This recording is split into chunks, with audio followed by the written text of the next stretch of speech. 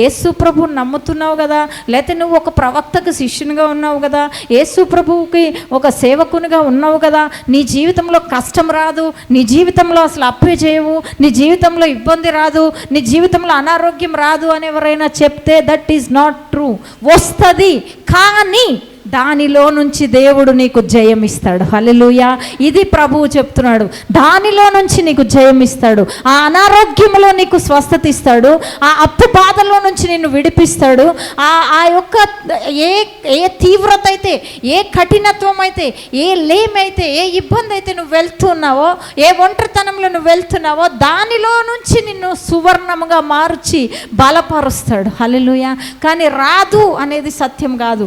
ఎందుకో తెలుసా, నువ్వు ఏ రోజైతే దేవుని శిష్యురాలుగా, దేవుని శిష్యునిగా మారావో అపవాది యొక్క గురి నీ మీద ఉంటుంది. హల్లెలూయా.